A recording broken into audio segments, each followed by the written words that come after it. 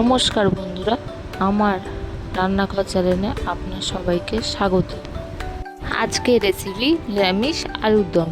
প্রথমে আমি আলুগুলোকে ডুমো ডুমো করে কেটে নিয়েছি।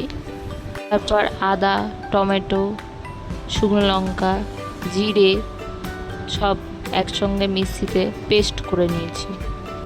তারপর এখানে আমি যাবতীয় মশলাগুলি রেডি করে নিলাম। নুন, লঙ্কার গুঁড়ো, ধনে গুঁড়ো, জিরে গুঁড়ো, হলুদের গুঁড়ো। তারপর গ্যাসে বসিয়ে দেবো একটা কড়ার মধ্যে সর্ষের তেল দেব। দিয়ে সর্ষের তেলটা গরম হয়ে আসলে তার মধ্যে দিয়ে দেব গোটা জিরে ফোড়ন, তার মধ্যে দিয়ে দেবো তেজপাতা। তারপর একে একে সব আলুগুলি তেলের মধ্যে দিয়ে দেবো, দিয়ে কিছুক্ষণ নাড়াচাড়া করব। আলুগুলিকে একটু লাল লাল করে ভাজবো।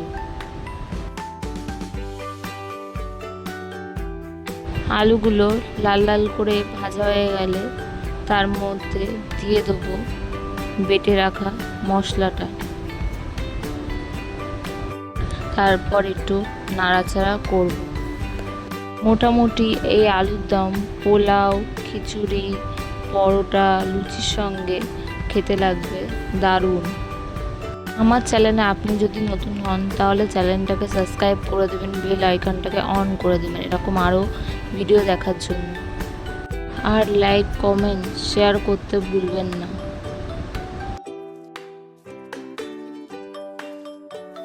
এবার একে একে গুঁড়ো মশলাগুলি যেগুলি দেখালাম সেগুলি এক এক করে সব দিয়ে দেবো।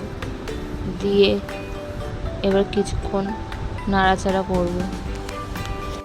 তারপর মশলাটা কষে আসলে তার মধ্যে দিয়ে দেবো গরম জল। এখানে আমি গরম জলের পরিমাণটা 2 কাপ মতো দিয়েছি। আপনারা আপনাদের পরিমাণ মতো জল দিয়ে দেবেন।